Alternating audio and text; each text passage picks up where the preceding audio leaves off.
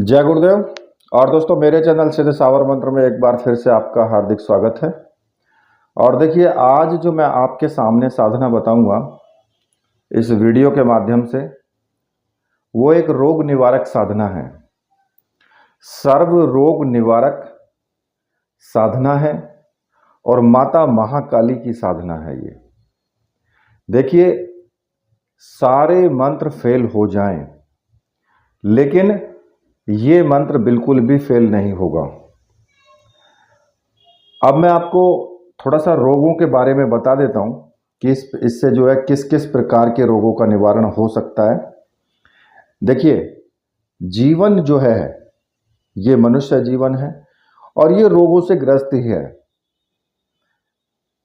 क्योंकि जब हम इस संसार में रह रहे हैं तो हमेशा ये तो है नहीं कि भाई शरीर है, शरीर के साथ साथ कुछ गलत खा पी लिया या फिर कोई ऐसा रोग भी हमारे शरीर में आ जाता है कि जिसका कि दवाइयों के माध्यम से या आयुर्वेद के माध्यम से निदान होना बहुत मुश्किल हो जाता है। और जो रोगी होता है उस व्यक्ति का मनोबल बहुत ही कमज़ोर हो जाता है और वो अपने आप को एक तनहा सा महसूस करने लगता है, अकेलापन वो महसूस करता है। और अधिकतर देखा गया है कि भाई जो रोगी व्यक्ति है उसके पास कोई बैठता है, कोई भी नहीं बैठना चाहता है उसके पास में, और न ही कोई उसके साथ रहता है। भाई सब लोग अपने अपने काम पर निकल जाते हैं, कोई घूमने निकल गया, कोई काम करने निकल गया, किसी को नौकरी है तो वहां जाना पड़ा। लेकिन अब रोगी रोगी बेचारा क्या करे, वो कहाँ जाए, क्योंकि वो तो खुद ही रोग से ग्रस्त है। तो ऐसे में क्या होता है, वो जो रोगी होता है वो अकेलापन महसूस करता है और वो और धीरे धीरे धीरे धीरे धरातल की तरफ निकलता हुआ चला जाता है। वो मन से बहुत कमजोर हो जाता है। हालांकि कुछ रोग ऐसे होते हैं जब व्यक्ति को किसी व्यक्ति की एक तरीके से उसकी सेवा ही करनी पड़ जाए तो फिर लोग उसे धिक्कारते भी हैं कि बाहरी तौर पर तो सब दिखावा करेंगे कि भाई हम तेरे हैं, हम तेरे हैं, लेकिन उसकी ठीक प्रकार से सेवा भी नहीं कर पाते और मानसिक तौर से उसे गाली भी देते हैं पीछे। लेकिन जब रोगी किसी को कुछ करते हुए देखता है, कार्य करते हुए देखता है, तो वो बहुत दुखी हो जाता है। वो सोचता है कि मैं भी ठीक होता तो मैं भी आज जाता कहीं या कोई कार्य करता, पर उसकी हालत ठीक नहीं है, उसकी ऐसी स्थिति है ही नहीं। तो ऐसी स्थिति में चाहे उसको कोई भी रोग हो, कई बार ऐसा होता है किसी को पीलिया का रोग होता है, किसी को मिर्गी का रोग होता है, या फिर किसी के सर में दर्द है, या फिर किसी को मधुमेह रोग है। कुछ ऐसी बीमारियां हैं जो लाइलाज है, डॉक्टरों को भी पता नहीं लगता कि भाई ये बीमारी हो किस कारण से रही है, और पता भी लग जाए तो उसकी दवाई भी नहीं है। समस्या तो ये है ना। लेकिन ऐसे रोगों के लिए मंत्रों के माध्यम से, क्योंकि मंत्रों में बहुत ताकत होती है, मंत्रों में इतनी ज़्यादा ताकत होती है कि कोई भी व्यक्ति अगर इनका ठीक प्रकार से जाप कर लेता है तो उसको सफलता तो उसको मिलती ही मिलती है। ये तो 100% प्रमाणिक है, क्योंकि मंत्र जो होते हैं ना, मंत्रों के माध्यम से देवता को वश में या देवी को वश में किया जाता है। उनको कार्य करना पड़ता है आपका, मंत्रों के माध्यम से उनके लिए वो विवश हो जाते हैं वो किसी भी कार्य को करने के लिए। क्योंकि मंत्र में कहते हैं ना कि 2.5 अक्षर होता है, लेकिन वो 2.5 अक्षर अगर किसी की समझ में आ गया, किसी ने उस 2.5 अक्षर को अगर सिद्ध कर लिया तो उसकी तो फिर बल्ले बल्ले है। लेकिन ये 2.5 अक्षर ही उसको जो है सिद्ध नहीं हो पाता है। हालांकि इनमें बहुत बड़ी ताकत होती है मंत्रों के अंदर। मंत्रों से हम किसी भी व्यक्ति को ठीक भी कर सकते हैं, किसी को बीमार भी कर सकते हैं। ये सिर्फ मंत्रों के प्रभाव से हो जाता है। अब जिनको इन पर विश्वास नहीं है, क्योंकि जिन्होंने, मैंने बहुत दिन पहले वीडियो में बताया कि जिन्होंने कभी अमेरिका नहीं देखा या अपने किसी बहुत पुराने जो सदियों गुजर गई हों, अगर उनसे पूछा जाए कि भैया अमेरिका कहाँ है, तो वो कहेंगे अमेरिका है ही नहीं, क्योंकि उन्होंने अमेरिका देखा ही नहीं, तो फिर अमेरिका को कैसे बता पाएंगे वो। लेकिन जो लोग देख चुके हैं, जो जा चुके हैं, वो कहेंगे कि जी अमेरिका भी है। तो इसलिए जो इन चीज़ों को समझ चुके हैं, जो जानते हैं, जिन्होंने इनका प्रभाव देखा है, तो वो समझ जाएंगे, बाकी तो नहीं समझ पाएंगे। और हाँ, मैं आपको एक बात और यहाँ पर बताना चाहूँगा कि जो व्यक्ति मैसेज करते हैं अजी साधना कितने दिन में पूरी हो जाएगी, कोई भी साधना है, तो देखिए साधना मेरे बताने से पूरी नहीं होगी, साधना आपके करने से पूरी होगी। वो आपके ऊपर डिपेंड करता है कि भाई आपका भाव कितना है, कितना आपके अंदर धैर्य है, कितना आप साहस के साथ में साधना को शुरू करते हो। वही एक व्यक्ति एक साधना को 21 दिन में पूरी कर लेता है, तो किसी व्यक्ति को 21 महीने में भी पूरी नहीं होती है। और दूसरी बात, मैसेज करते ही तुरंत कि मुझे आपसे बात करनी है, भाई पहले मैसेज में ही बता दो, जरूरी होगी तो बात भी हो जाएगी, क्योंकि टाइम की थोड़ी कमी है। तो इसलिए सभी व्यक्ति ज़्यादातर बात करने के चक्कर में ही ना रहें, मैसेज के माध्यम से भी जवाब आपको मिल जाता है। खैर, ये जो रोग निवारक मंत्र है, ये माता महाकाली का मंत्र है, और इस मंत्र को पहले आपको सिद्ध करना होगा, ठीक है। और इस मंत्र को सिद्ध करने के लिए जो आपको आवश्यकता होगी वो मैं आपको बता देता हूँ। आपको एक रुद्राक्ष माला की आवश्यकता होगी, जो मंत्र सिद्ध और प्राण प्रतिष्ठा युक्त हो। अगर ऐसी माला आपके को चाहिए तो मैंने आपको व्हाट्सएप नंबर दिया हुआ है वीडियो में ही, आप वहाँ से मुझे व्हाट्सएप कर सकते हैं और वो माला आप प्राप्त कर सकते हैं। माला आपको कोरियर से ही मिलेगी, ठीक है। अब जब वो माला आप प्राप्त कर लेंगे, तो ये जो साधना है, इस साधना को उसी माला से आपको करना है, और किसी सामग्री की आवश्यकता नहीं है इसमें, केवल रुद्राक्ष माला की आवश्यकता है। साधना अपने आप में कठिन है, पर साधना जो है बिल्कुल एकदम सौम्य है, सरल साधना है, कोई तामसी साधना नहीं है, ये बहुत सौम्य साधना है। अपने घर पे ही आप इसको कर सकते हो, अपने पूजा घर में आप कर सकते हो, या एकांत रूम है आपके पास तो उसमें भी आप कर सकते हो। और इस मंत्र के माध्यम से किसी भी प्रकार का रोग हो, उसी रोग का आप निवारण कर सकते हो, और किसी भी व्यक्ति का कोई रोग हो उसका भी आप निवारण कर सकते हो, ठीक है। वो भी मैं आपको बताऊंगा कि कैसे आपको सिद्ध करना है मंत्र और कैसे फिर प्रयोग करना है, ठीक है। तो देखिए, इसमें जो साधना है बता दिया मैंने कि सौम्य साधना है, लेकिन रात्रिकालीन साधना है, रात को ही करनी है। रात को 10 बजे के बाद, यानी 10 बजे आपको शुरू करनी है साधना, ठीक है। और इस साधना में एक आपको लकड़ी की चौकी चाहिए, और उस पर या तो लाल रंग का वस्त्र बिछा लें या काले रंग का वस्त्र बिछा लें। और दूसरा, एक 2 आपको धोती चाहिए, वो काले रंग की हो या लाल रंग की हो, लेकिन सिले हुए वस्त्र नहीं होने चाहिए, ठीक है। वो चीज़ आपको चाहिए। लाल रंग के पुष्प हों, चावल हों, काले तिल हों, ले सकते हैं, और तेल का दीपक इसमें लगेगा, ठीक है। आसन लाल रंग का ले सकते हो, काला है तो वो भी यूज कर सकते हो। दक्षिण दिशा की तरफ मुख करके आपको साधना करनी है, ठीक है। अब साधना करनी किस दिन से है? इस साधना को आप होली से भी कर सकते हो, ग्रहण काल में भी कर सकते हो, नवरात्रि में भी कर सकते हो, शिवरात्रि में भी कर सकते हो, अक्षय तृतीया पे भी कर सकते हो, और किसी विशेष मुहूर्त पे भी आप इस साधना को शुरू कर सकते हो।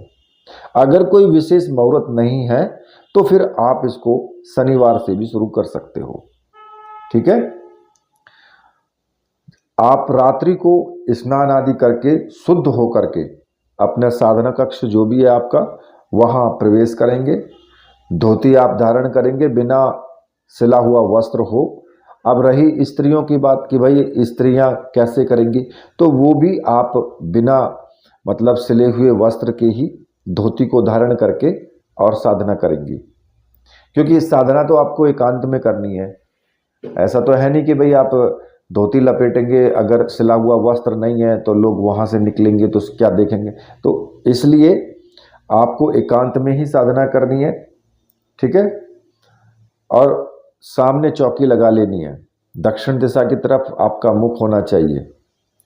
और उस चौकी पर आपको अपने गुरु का चित्र, भगवान शिव का चित्र और माता काली का चित्र, ये जरूरी है। इस तीनों चित्र आपको रखने हैं। तेल का दीपक आपको लगा देना है, ठीक है। अगरबत्ती धूप बत्ती आप जला दें, पुष्प रख लें, थोड़ा सा जल रख लें, और चावल रखना चाहे चावल, काले तिल रखना चाहे काले तिल, वो भी वहाँ पर आप रख सकते हैं। अब सबसे पहले आपको क्या करना होगा कि आपको अपने गुरु का पूजन करना है। गुरु आपके जो भी हैं, चाहे भगवान शिव गुरु हैं, या आपने डॉक्टर नारायण दत्त श्रीमाली जी को गुरु माना है, या फिर कोई और गुरु हैं, जो भी हैं, और जिन्होंने गुरु मंत्र आपको दिया है वही आपके गुरु हैं, तो उन्हीं का आपको पूजन करना है।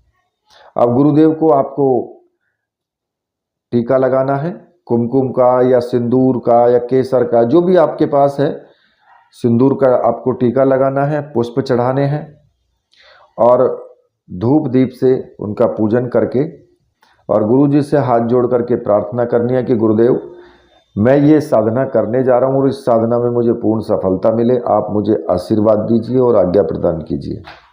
और अपने गुरु मंत्र का एक माला का जाप आप जरूर करें, और रुद्राक्ष की माला से ही कर लें, उसी माला से ही, जो भी आपका गुरु मंत्र है, ठीक है। अगर आपने डॉक्टर नारायण दत्त श्रीमाली जी को गुरु माना है तो फिर ओम परम तत्वाय नारायणाय गुरुभ्यो नमः, इस मंत्र का जाप करें।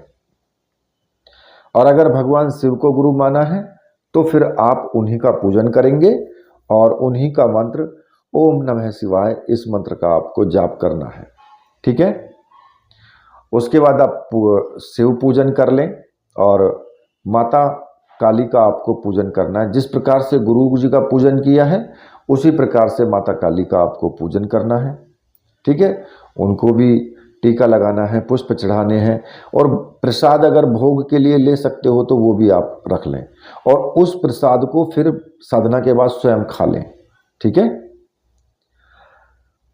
अब इससे पहले आपको क्या करना होगा कि आपको अपने चारों तरफ एक रक्षा विधान करना है, वो मैं आपको बता देता हूं। थोड़े से आप हाथ में चावल ले लें, और चावल लेकर के और मंत्र बोलते हुए सभी दिशाओं में अपने चारों तरफ चावल आप फेंक दें। मंत्र जो आपको बोलना है, ओम असर्पंतु ये भूता है भूमि संसिता, ये भूता है विघ्न कर्तास्ते नश्यंतु शिवाज्ञा, अपक्रमाणांतु भूतानि पिशाच सर्वतो दिशम सर्वेशाम विरोधेन पूजा कर्म समारंभे। इस मंत्र का जाप करते हुए और चारों तरफ आपको चावल फेंक देने हैं। तो अब इस मंत्र से क्या होगा, ये बहुत ही तीव्र मंत्र है कि जो भी आपकी साधना करते टाइम किसी भी प्रकार की नेगेटिव एनर्जी अगर वो आपको प्रभावित करना चाहती है तो वो आपको प्रभावित नहीं कर पाएगी, क्योंकि वो आपकी साधना कक्ष में आ ही नहीं पाएगी जहां तक आपके चावल बिखर गए हैं, ठीक है। जब आप इतना कार्य कर चुके होंगे तो फिर इसके बाद आपको संकल्प लेना है, हाथ में जल लेकर के, और संकल्प लें कि मैं अपना नाम लें, अपने पिता का नाम लें, जहाँ पर रहते हैं उस जगह का नाम लें कि हे माँ, आप मुझे इस साधना में पूर्ण सफलता प्रदान करें, और उस जल को भूमि पर छोड़ दें। और देखिए, आपको संकल्प केवल प्रथम दिन ही लेना है, यानी कि पहले दिन ही आपको संकल्प लेना है, रोज रोज संकल्प लेने की आवश्यकता नहीं है, ठीक है। बाकी जितना भी और कार्य है वो सब आपको प्रतिदिन उसी हिसाब से करना होगा। अगर आप चाहें तो गणेश पूजन भी कर सकते हैं, साथ में अपने कुल देवी कुल देवता का भी पूजन कर सकते हैं। अगर चाहो करना तो कर सकते हो, कोई बुराई वाली बात नहीं है, अच्छी बात है, ठीक है।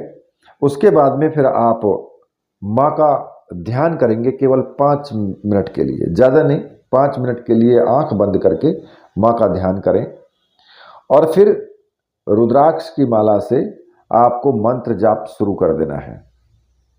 अब आपको जो मंत्र जपना है वो मंत्र मैं आपको बता देता हूँ। मंत्र इस प्रकार से है, ओम ह्रीम ह्रीम क्लीम क्लीम, कंकाली महाकाली खप्पर वाली, अमुकस्य अमुकम व्याधि नास्य नास्य समने स्वाहा। इस मंत्र का आपको जाप करना है। अब इस मंत्र की आपको 16 माला का आपको जाप करना है इसका, ठीक है। ज़्यादा अगर आप करना चाहते हैं तो कर सकते हैं, कोई इसमें बंदिश नहीं है कि 16 ही करनी है, लेकिन 16 से कम नहीं करना है आपको। 16 से ज़्यादा तो कर सकते हो। मान लिया कि आप चाहो कि मैं तो 21 माला का जाप करूंगा, तो फिर प्रतिदिन आपको 21 माला का ही जाप करना है, ठीक है। और ये 9 दिन की साधना है, 9 दिन तक आप इस साधना को करें। ये एक पहला चरण होता है 9 दिन तक का, ठीक है। तो 16 माला 9 दिन तक आपको साधना करनी है। और जो मंत्र आपको जपना है ना, जो मैंने बताया है, जो लिख करके भी दिया है आपको वीडियो में, उसी प्रकार से उसी स्वरूप में मंत्र का जाप करना है। यानी अमुकस्य अमुकम, ये शब्द आपको बोलना है। इसमें आपको किसी नाम को जोड़ने की आवश्यकता नहीं है। जब आप मंत्र सिद्ध करेंगे, जब आप प्रयोग करेंगे, तब आपको इसमें नाम बोलना है। लेकिन जब मंत्र सिद्ध करेंगे तो फिर आपको जैसा मंत्र मैंने लिख के दिया है वैसा ही आपको मंत्र बोलना है, ठीक है। अब जब 9 दिन आपके पूरे हो जाएंगे तो 10वें दिन आपको क्या करना है? 10वें दिन आपको सुबह के टाइम ही, ठीक है, सुबह सुबह 11 बजे आपको हवन करना है। अब उस हवन में आपको क्या है कि दुकान पर आपको मिल जाती है हवन सामग्री, पैकेट में मिल जाती है। वो हवन सामग्री की का पैकेट ले आए और उसमें थोड़े से काले तिल आप मिला लें और थोड़ा सा उसमें घी मिला करके उसको पूरी तरीके से मिला लें, ठीक है। जब वो मिल जाए तो फिर आपको उसी दक्षिण दिशा की तरफ ही मुख करके पूजन वगैरह करके गुरु जी का, शिव भगवान शिव का, जिसका भी आप रोज पूजन करते हैं जिस तरीके से, उस तरीके से पूजन करके दीपक जला करके और एक हवन कुंड रख लें। उसमें आम की लकड़ियां ले लें। आम की लकड़ियां बाजार में मिल जाती हैं, या फिर आपके गांव में या कहीं पर पेड़ हो तो सूखी लकड़ियां लेकर के आ सकते हो। लेकिन लकड़ी इतनी लेकर के आना कि जो कम से कम आप 1 घंटे या सवा घंटे तक आप हवन उसमें कर सकें। उन लकड़ियों को रख करके और कपूर की सहायता से अग्नि जलाएं उसमें। और सबसे पहले आपको जो आपका गुरु मंत्र है, उस गुरु मंत्र को बोलते हुए अंत में स्वाहा आपको लगाना है, ठीक है। गुरु मंत्र बोलते टाइम, क्योंकि जब आप हवन करोगे तो हवन में मंत्र के लास्ट में स्वाहा आपको बोलना है, क्योंकि ये कोई साबर मंत्र नहीं है। और घी की आहुति आपको देनी है, चम्मच से घी की आहुति दें। केवल 5 या 11 आहुतियां गुरु मंत्र की जरूर दें। उसके बाद 1100 मंत्रों यानी कि 11 माला का आपको हवन करना है। गिनती के लिए उल्टे हाथ में रुद्राक्ष की माला पकड़ लें और सीधे हाथ से मंत्र बोलते रहें और आहुति सामग्री की उसमें डालते रहें। इस प्रकार से पूरी 11 माला का आपको हवन करना है, ठीक है। और जब लास्ट हो जाए, अंत में बिल्कुल एकदम लास्ट में एक अनार ला करके रखें। पहले से ही अनार होता है, जो फल होता है अनार का, उस अनार को ला के रखें और फिर आपको अनार की बलि दे देनी है। यानी आपको अनार जो है उसको आग अग्नि में वहीं पर रख देना है, ठीक है। तो ये बलि मानी जाएगी अनार की। तो इस प्रकार से आपका एक प्रोच्चारण इसका पूरा हो जाएगा। अब ये मंत्र सिद्ध हो जाएगा। और अगर मंत्र थोड़ा कम सिद्ध हो, मान लिया कि आप चाहते हैं कि भाई बहुत तीव्रता के साथ काम करे, रोगी जल्दी ठीक हो, तो फिर आप ऐसा कर सकते हैं कि इसी पुनरावृत्ति को आप दोबारा से या तिबारा से, मतलब कि 2-3 बार आप इस पुनरावृत्ति को दोहरा सकते हैं। इसी प्रकार से इस साधना को कर सकते हैं।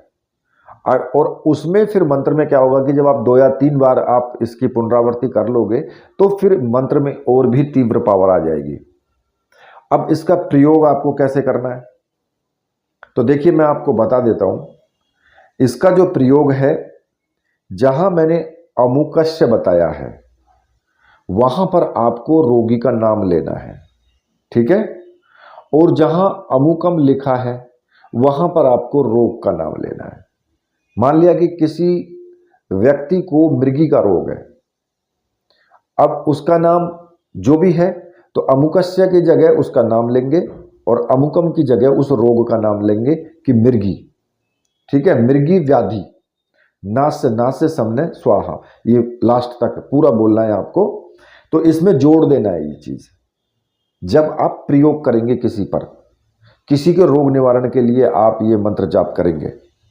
अब करना क्या है आपको, उसी प्रकार से आपको पूजन करना है, गुरु मंत्र का जाप करना है, माता महाकाली का पूजन करना है और माता से प्रार्थना करनी है उस व्यक्ति के लिए जिस व्यक्ति के रोग का निवारण आप करना चाहते हैं। हाथ जोड़ करके माता से प्रार्थना करनी है कि माँ उस व्यक्ति के रोग का निवारण करें, आप उसका शमन करें।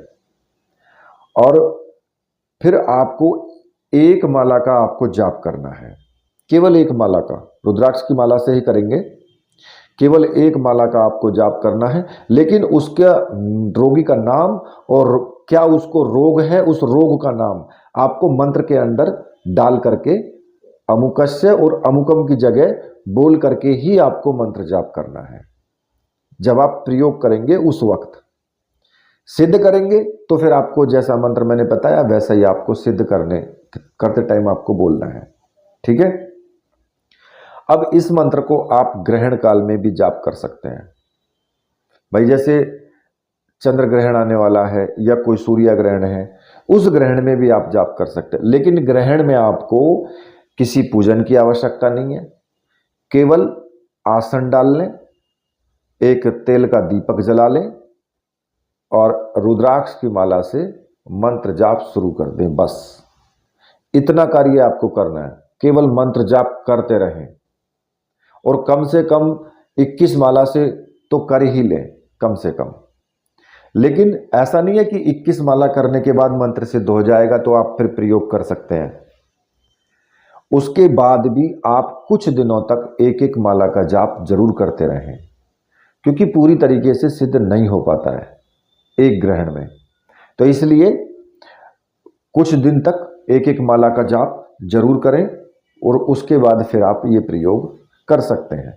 तो इस प्रकार से आप ग्रहण में भी इसका जाप कर सकते हैं। और अगर आपने बिना ग्रहण के मतलब सिद्ध की है साधना, पुनरावर्ती भी करते हो और ग्रहण आ गया तो फिर ग्रहण में भी जप सकते हो, मतलब कि उसके अंदर पावर ही बढ़ेगी, घटेगी नहीं। तो इसलिए आप इस प्रकार से इस साधना को कर सकते हो और दूसरों के रोगों का निवारण भी कर सकते हो, चाहे वो कैसा भी रोग हो। यानी ये सर्व रोग निवारक एक साधना है, ये मंत्र है माता महाकाली का। अब आपको इसमें नियम भी रखने हैं। ब्रह्मचर्य व्रत का नियम इसमें बहुत मोस्ट इंपॉर्टेंट है, आपको ये नियम रखना ही रखना है।